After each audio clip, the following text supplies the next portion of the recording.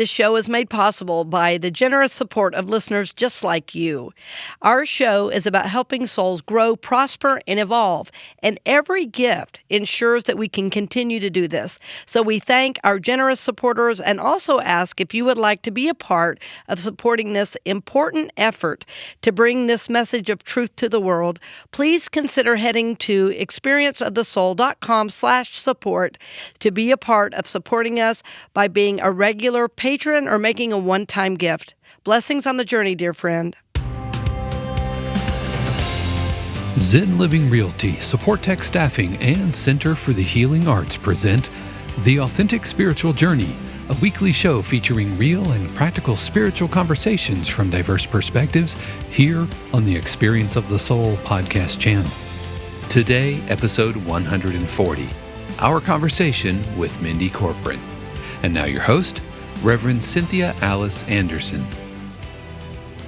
Hello and welcome to The Authentic Spiritual Journey. My name is Cynthia Alice Anderson. I am the host, and I'm here in 818 Studios with my producer. Hello, everybody. This is Dave Croft. Thank you so much for joining us for episode 140 of The Authentic Spiritual Journey. As always, I hope you had a stellar weekend, and I hope that you are looking forward to an amazing week as we round out the second month of the year, as we round out February, coming to the end of February. Yes, it's a great time to be alive because we are about changing consciousness for the better, and so we're always happy to welcome you into your week. Happy Monday to you. Thank you for all your support of the show, and we're real excited to get right into the show today because we have a very special guest with us. Mindy Corporon is here with us. Mindy, thank you so much for being here today. Hi, Cynthia and Dave. Well, thank you for having me. I appreciate getting to be interviewed today. That will be fun.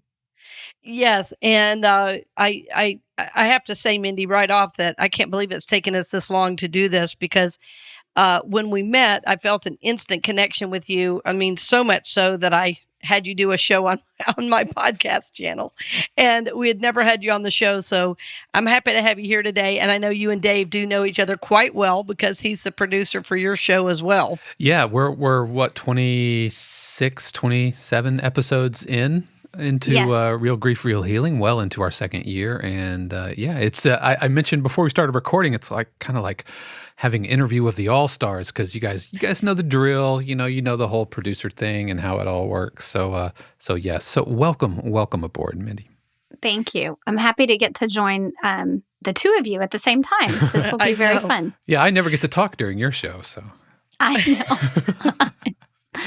Well, Mindy, that sounded like, I know. It did sound like I thought, so you unfortunately did have a grief event in the last year, Dave. Yeah. And so perhaps, actually both of you had grief events in the last year. So both did. of you now truly qualify for being able to be guests on Real Grief, Real Healing. And let me say before we go any further, speaking of that, Mindy, I just want to publicly and personally thank you because you have been such a guiding light through my grief and by proxy through Shannon's grief and our family, and you have provided immeasurable comfort to me through that and through the death of Larry and everything. And I mentioned it before how it pales in comparison to, the circumstances around what you've gone through in your life and the guests that you bring on who are just like devastating grief. And yet the fact that you reached out and you opened your heart and really had some very serious heart-to-heart conversations with me, and you provided a level of comfort that I don't think I can ever express. So thank you so much. Well, I'm just a little verklempt now, so you are welcome. Thank you. Well, Mindy, no, I think this is important because, and so for let me back up because listeners new to my show might not know what we're talking about, and we just assume everybody's, listened. But Mindy has her own show on the Experience of the Soul podcast channel. So, when I started over 2 years ago, with a podcast, rather than starting with a singular podcast, I decided to start a channel because I knew that this was a divine idea, and I knew that There is much more to healing. There's much more to our growth. There's much more to our soul journey than just what I do. So, my shows definitely feed people, and they spiritually feed people and encourage people all around the world. And we're thrilled for that. But what I knew I was not doing is something for grief. And it was, I had been really praying about that because I was very involved in the support after the Pulse shooting. Many of you know that have known me for a time that I was a senior minister of a spiritual community that was located very near Pulse. At that time, I lived about a quarter mile from the club at the time of the shooting. So the helicopters that were over the club were virtually over my house. And to come to work that Sunday morning, I had to go through police barricades, by the club. So I knew something terrible had happened, but I didn't know what. Well, since that time, I've served, survivors. I've served victims' families. I've been interviewed by, international media.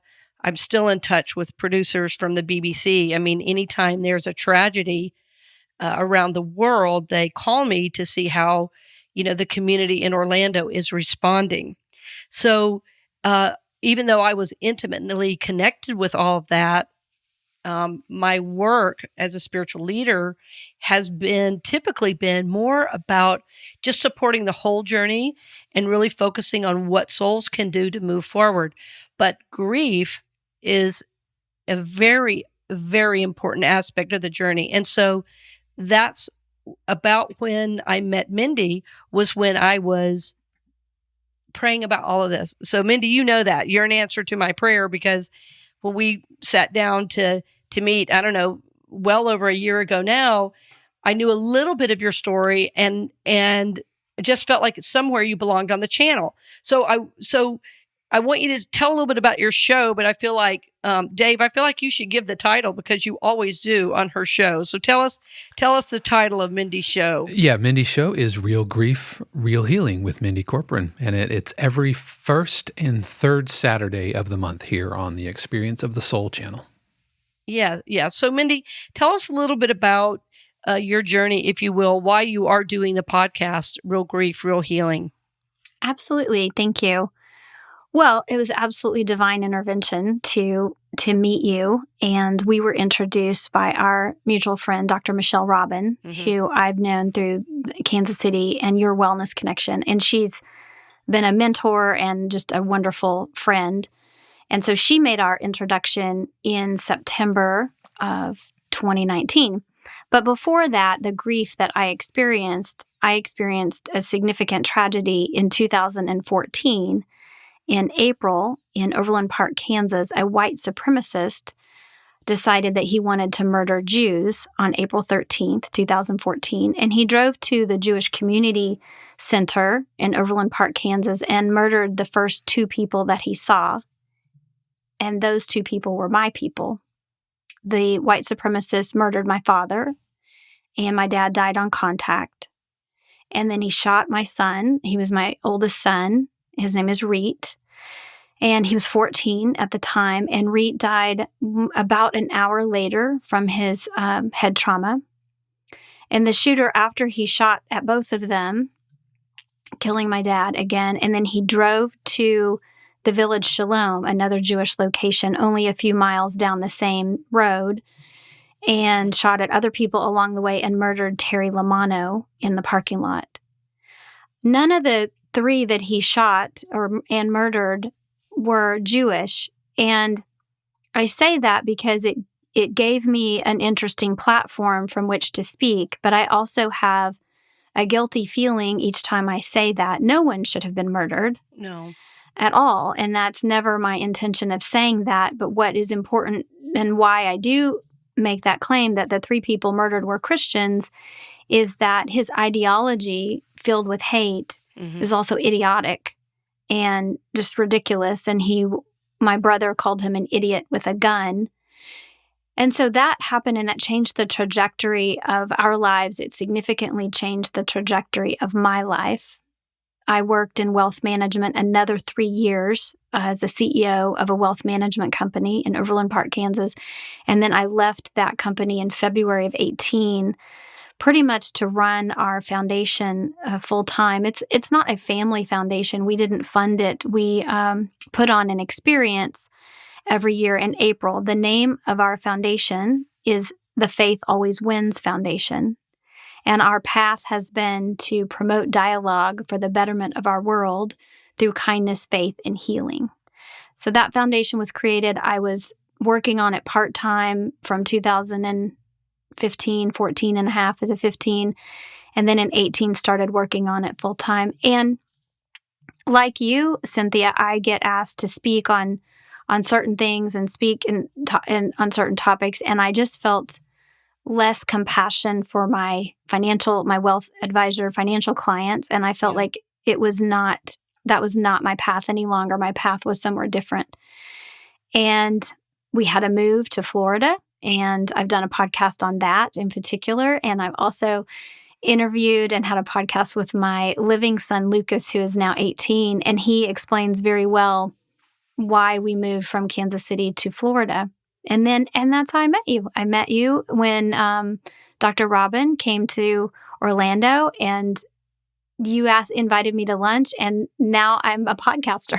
So that, it wasn't in my personal plans. But I am willing and interested to have the platform and to be able to care for people who are grieving. And right now with COVID, everyone has grief. And it's been such an interesting year, especially last April, when COVID enveloped all of us so quickly and we were all shut down.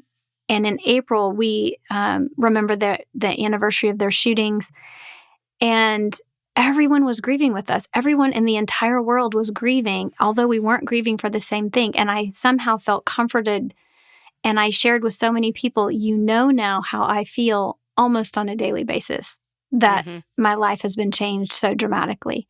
So that is how we got to where we are. And Dave is a fantastic producer. And so our shows, I think, have gotten better each time. And I'm excited about our new year and just having several interviews now under my belt and being able to reach out to those people that are grieving and share with your audience and now my audience.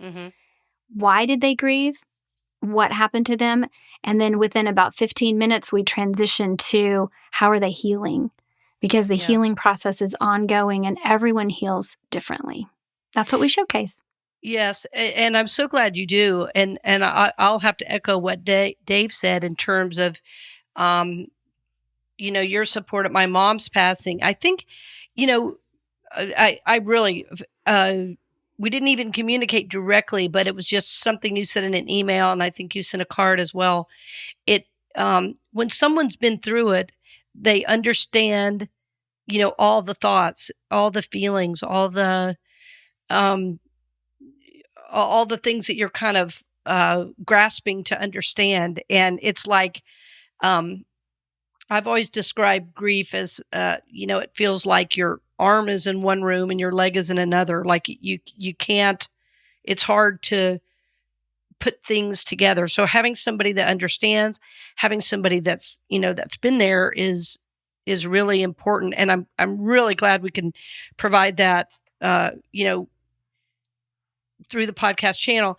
And I think culturally, and Mindy, I'd be curious to get your take on this, because it seems culturally that we don't have a really good way to grieve anymore. Like growing up, and I grew up, in the deep South, and grief was a thing. If there was a death, there was visitation, there was often a viewing, there was, often several events around the death, which gave the families, the loved ones, even the children, time to process what had happened. And in my time as a ministry, I've worked in ministry for 35 years. And in my time in ministry, what I noticed as time moved forward is that there was less and less around the death and more about the checking out around the death. And so my concern is that as a culture, we don't really have a way to grieve. Have you, I just wonder what your thoughts are on that. I would agree with right now that we have very little way to grieve, and we tend to use our social media accounts. And that's not as healthy. It's helpful if you have a good group of people in your social media feed, if you have good friends and not toxic people. Depends on who you follow and, Facebook's algorithms of the day, who's going to respond to you. I look back at a very tragic death that happened in my life when I was 16, and I've talked about the death of Kyle Lovelace previously. It was an enormous burden on me to have him die at that time. And I know I was a friend of the family, but I was really ingrained in the family, and I didn't get resolve from that. I didn't have, I didn't talk to enough people. Either I didn't ask the right questions or enough questions perhaps, and they also didn't respond with enough conversation. In other words, it was all put to me. And I've discussed this before, that an interim pastor said to me, when I asked the question, why did this happen to Kyle? The interim pastor responded to me, it was God's will.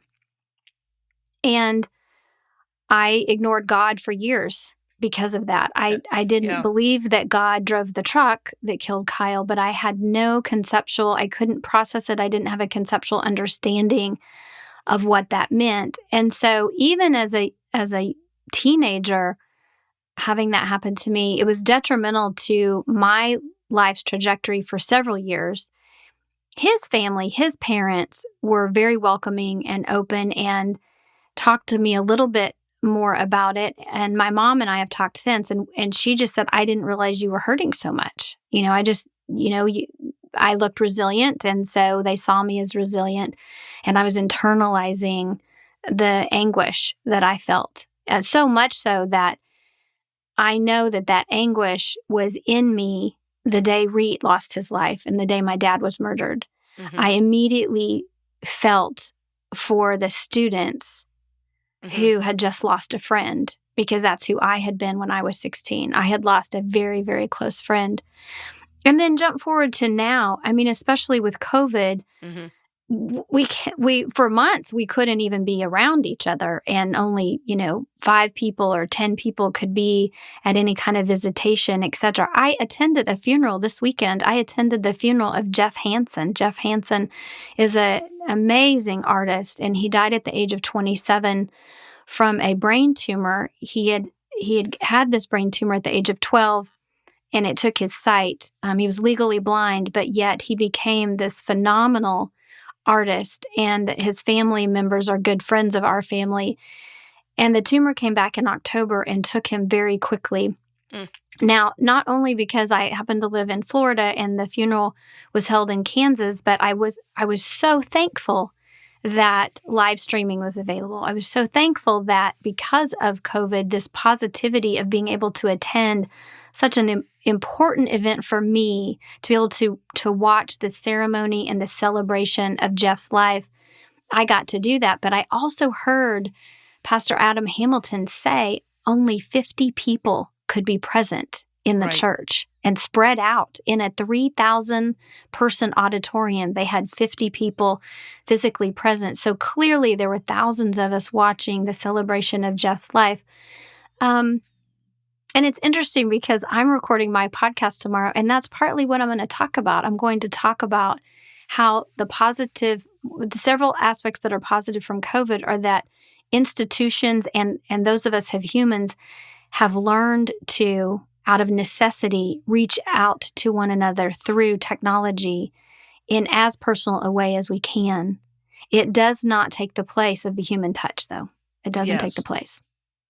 Yes, you're absolutely right. Well, I do want to hear more about that. And I also want us to talk a little bit more about your journey when we get back. Let's go ahead and take a break, and we'll be back right after these few messages. We'll return to the program in just a few moments, but first, we wanted to give a special word of thanks to our podcast partner, Zen Living Realty. Zen Living Realty's mission is to mindfully serve, connect, and positively impact their customers, partners, and community through their Zen approach to real estate. Their vision is to be the most trusted real estate brokerage in the Central Florida area. You can reach Zen Living Realty at zenlivingrealty.com or call 407-800-2717. We'd also like to give a special word of thanks to Supportek Staffing. Supportek Staffing is an innovative staffing agency built on the principle of caring about employers and employees as they navigate these new workforce and workplace challenges. If you're an employer, they want to be your human resource partner and help with the changes needed during the pandemic.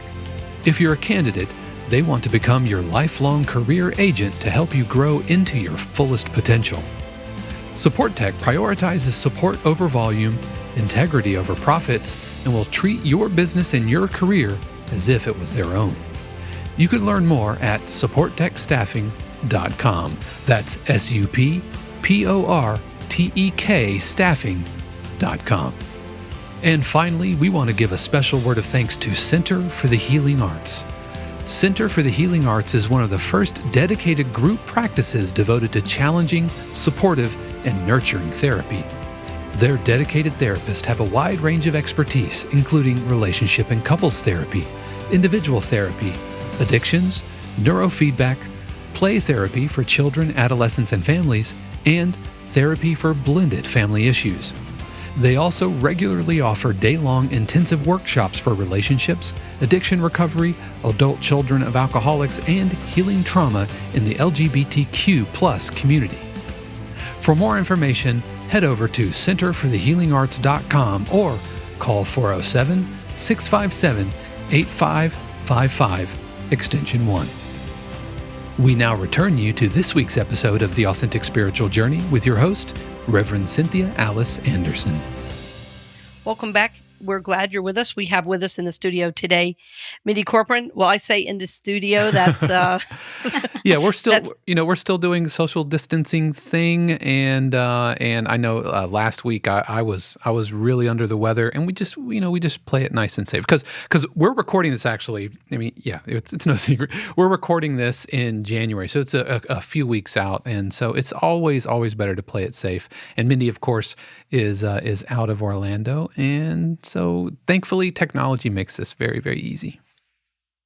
Yes, and we want to give Mindy some time too to share more about her journey. And Mindy, the thing that this show is so much about, we kind of have a few, I hate to call them taglines, but what people have said about the show and what I feel. There's a couple there's a couple of things that we always come back to. And, it's called Authentic Spiritual Journey. And the show is really about all of us sharing our journey.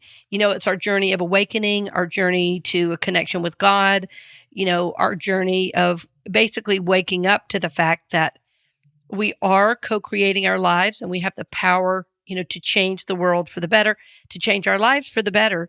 And we do that through growing our soul, through co-creating with God, so many ways that we talk about doing that. We often say we're here to reawaken consciousness to love, acceptance, and peace. And that's always been important to me as well, for all the reasons you're saying. We know that hatred is taught. We know that, the shootings that we continue to hear about on television and all of the media are totally preventable. They're totally preventable if we are loved, supported, parented, guided, by our families, by our teachers, by our friends, that all the violence we're seeing in the world right now could stop, if we learned to act from a place of love, which is, the call of every major religion. Mindy, it's another reason for having you on, because I know you've really grown through this. I would not ever want anyone to have to grow this way, But we all have things that happen in life, things that are hard, things that cause us grief. And I think when those things happen, we have a choice. We can either get mad at God, mad at the world, or we can try to find meaning and a blessing in our lives. And we don't pretend those things don't happen, but we use is not quite the right word, but we discern how to move forward. And so I'd like to hear about that in your story, because, the tragedy that you experienced, losing a son and a dad at the same time, and, it changes you forever. It just does. I mean, any death changes you, but something tragic like that is just unthinkable. So tell us, if you don't mind, a little bit about, what was happening in you after all of that? Like, how did you get to where you are, to starting the foundation, to leaving the corporate world? I mean, we know that happened, but what was in your journey? Like, help us along to understand it. I think the quickest way to tell you what was in my journey that had not been in my journey prior to their murders would be what I would call transcendence. Mm-hmm. On occasion, maybe 3 times in my life prior to their murders, I had truly, truly felt the presence of the Holy Spirit. And looking back after their murders, I knew for sure that that's what I had felt. And then after their murders, I felt like I was in heaven for about 3 weeks. I just was not really on earth. I was in a different plane, not a different planet. I was in a different realm. Yes. And I liked being in that realm. It was uncomfortable. It was hard to choose which one I liked better, because I had family, living and breathing and trying to cope. And so it was so painful. And then I had this feeling of love and hope and peace and joy. And my dad and Reet were there. And I knew that. So what happened immediately that I took years to understand. I couldn't have told you this within 6 or months or a year after their death. So I have learned this over the last almost 7 years, that transcendence came upon me, and I started to understand it, and I started really listening to the Holy Spirit. That's what I call the Spirit. I listen to that inner voice, and I feel confident in hearing it. I feel confident in making changes in my life because of it. And I'll be specific about one change. I didn't want to make this change. I wanted to stay in a wealth management career. It had been my passion. I had built a company. I had an amazing team around me that my business partner and I had put together. And I had amazing clients who were part of my family and always had been. And yet, as I sat at a computer in my son Reet's room, we transitioned his room into a room for the foundation, and I was working on the experience that we created.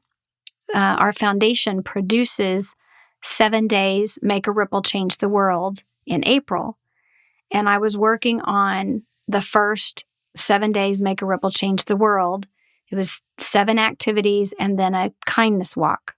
Mm-hmm. And it was probably 1 a.m, which is extremely late for me. I tend to go to bed at 9. I was getting about 4 hours of sleep now, trying desperately to keep both jobs afloat and doing everything I was supposed to do for everyone, including being a mom to Lucas and a wife to Lynn. And I just started looking at interfaith information. I looked at readings from Catholics. I looked at readings from Jewish rabbis. I just started really immersing myself in the world of interfaith, which was also new to me, interfaith. I didn't know that word before 2014. And what it means is being open and respectful to all faiths or other faiths that are not your own, or even if you're an atheist, being open to, faiths or non-faith traditions. Right.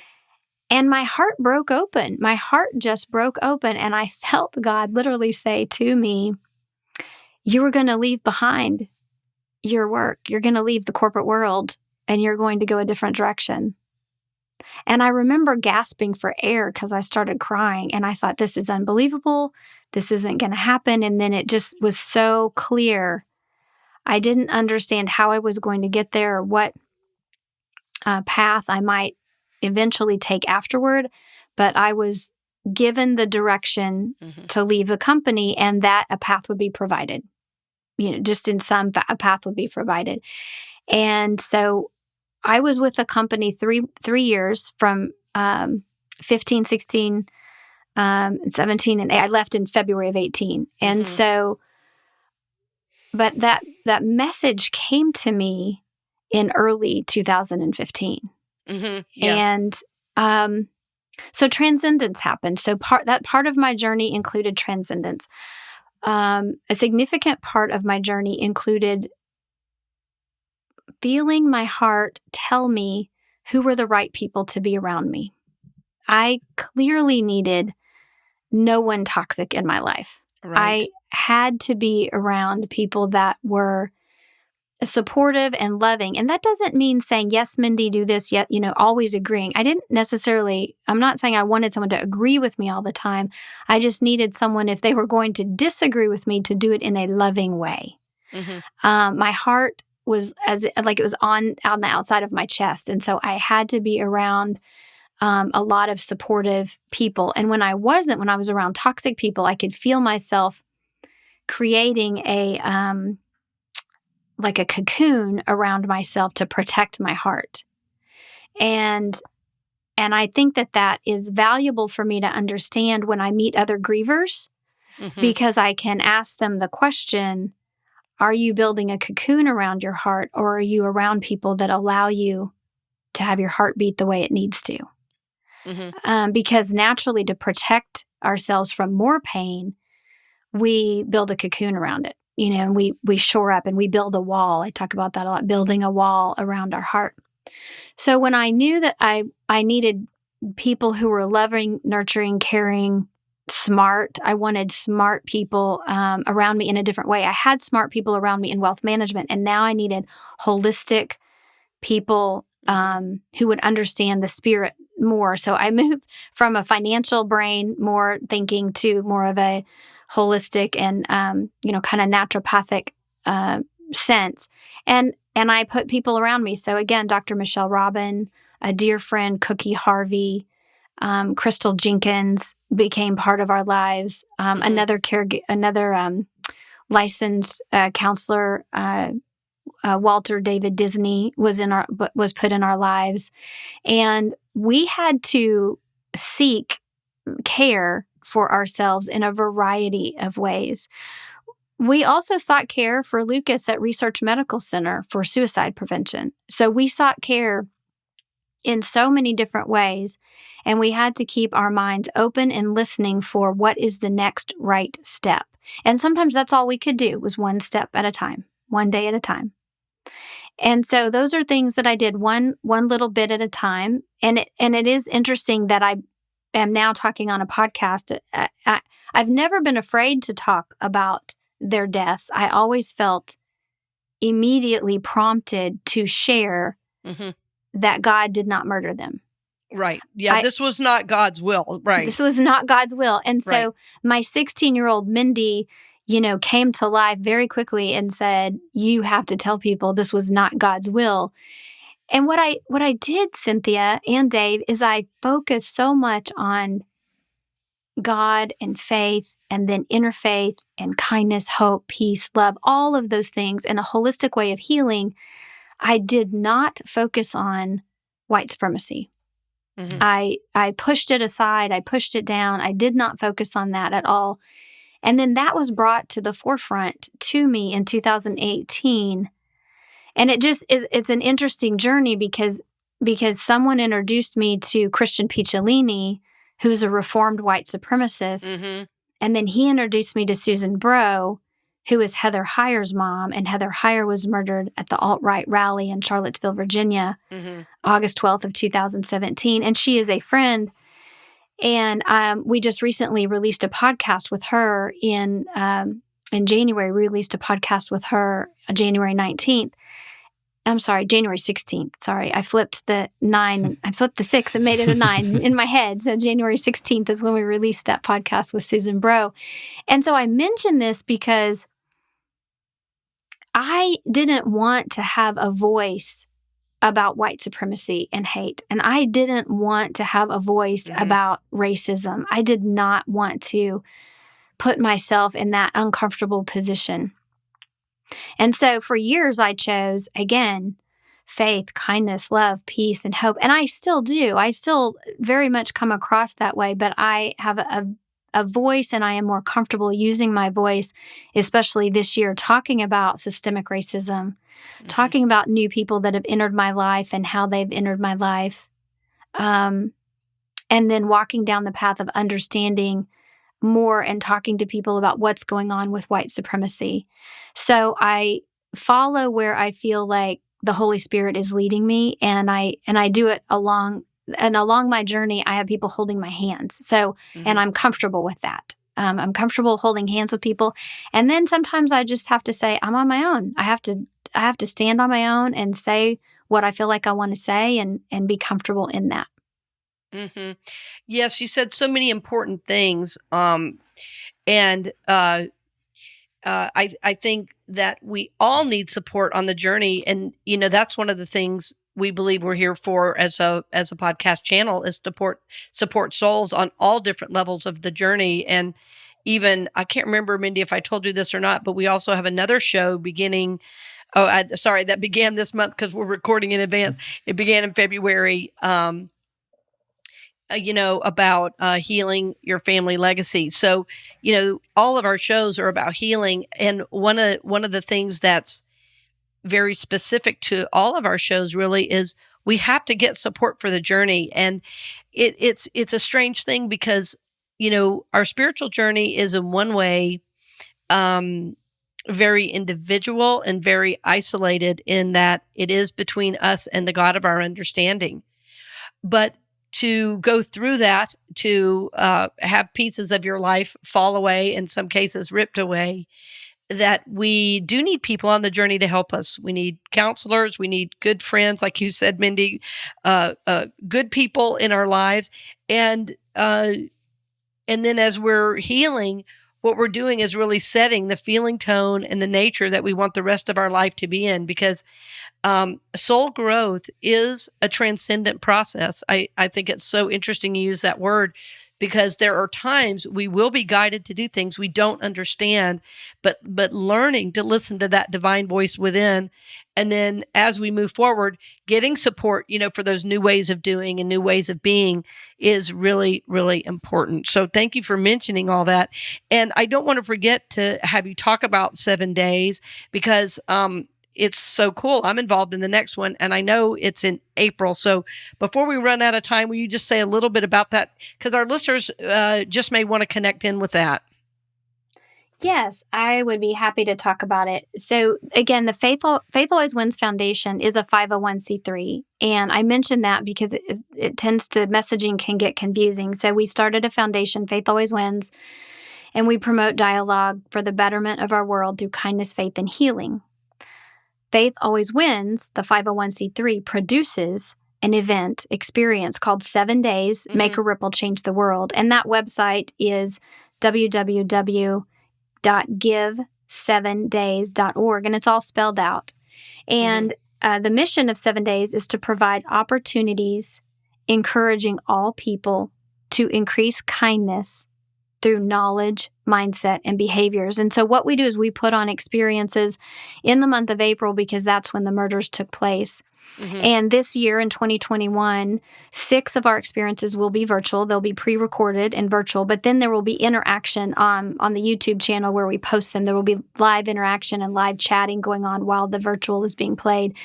And then on April 25th, we are planning an in-person kindness walk But we are also layering it with a virtual component because we do have followers now that are not only in the Kansas City community. And so our kindness walk that we are creating is going to be at the National World War I Museum and Memorial in downtown Kansas City, but we will have a virtual component as well. So all of that will be put in place on our website by January 28th, which is when we have our press conference about that. And then I don't know if you know this, so I'm just going to go ahead and mention it, but I have a publisher for my book, The Healing of a Shattered Soul. Yes. Tell us about your book and where you are in process.